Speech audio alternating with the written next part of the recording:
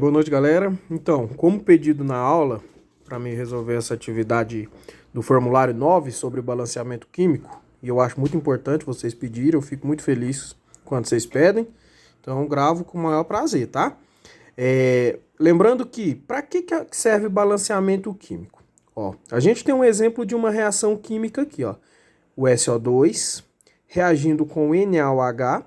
Se vocês perceberem que vai formar novas substâncias, Na2SO3 e água. Então são substâncias diferentes. Então é uma reação química.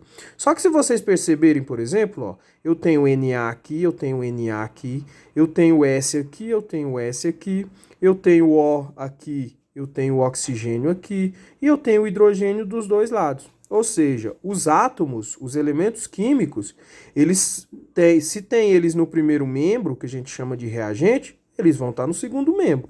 Só houve uma organização desses átomos para formar as novas substâncias.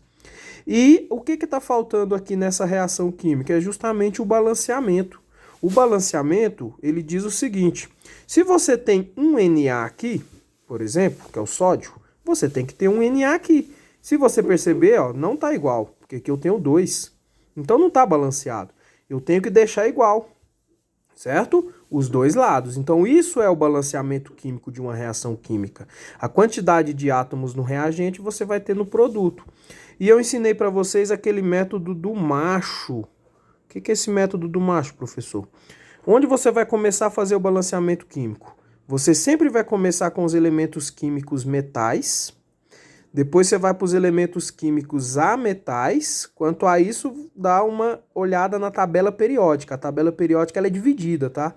Lá tem metais, tem os ametais. Exemplos de metais: o Na, o Ca, que é o cálcio, o ferro, o alumínio, tudo é metal. Exemplos de ametais: o S, que é o enxofre, o C, que é o carbono, mas ele entra aqui, ó, mas ele também está no grupo dos ametais. Beleza? Então, metal, depois você vai para o ametal, aí você vai para o carbono, se tiver, no caso do nosso exemplo não tem o C, aí depois o hidrogênio e depois o oxigênio. Então, vou começar a balancear pelo metal. O metal aqui é o Na. Eu tenho esse e esse. Se vocês perceberem, aqui eu tenho 1 e aqui eu tenho 2. Então, o que eu vou fazer? Tem que deixar igual, certo? O que eu faço? Só multiplicar aqui por 2, ó. Eu fiquei agora com 2 Na aqui e 2 Na aqui. Fechou o Na. Agora eu vou para o ametal. Quem é o ametal? É o S. Se vocês perceberem, ó, aqui tem um S e aqui também tem um S. Então, dos dois lados está igual. Então, eu não vou fazer nada. Já está balanceado. Beleza. Próximo, carbono, mas não tem. Aí eu vou para o hidrogênio. Cadê o H, hein? Eu tenho aqui, ó. Só que não é 1, tá? Por quê, professor? Porque a partir do momento que eu coloquei esse 2 aqui, ele vale tanto para o Na, quanto para o O, quanto para o H. Então, na verdade, eu tenho 2 Hs. Então, aqui eu vou ter que ter 2 Hs. E eu já tenho, ó. 2 hidrogênios bem aqui, ó. Falta quem? Falta o O. Cadê o oxigênio, hein? Tenho 2 aqui, né? E tenho mais 2 aqui. Por quê? Eu multiplico por esse 2, né? Ele faz parte dos 3. Então, eu tenho um total de 4 oxigênios. 2 mais 2, 4. Do outro lado, eu tenho que ter 4. E eu já tenho, ó.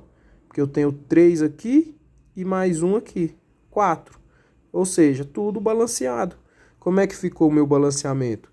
Aqui no SO2, como não tem nada aqui, vale 1. Aqui no NaOH vale 2. Aqui no Na2SO3 vale 1.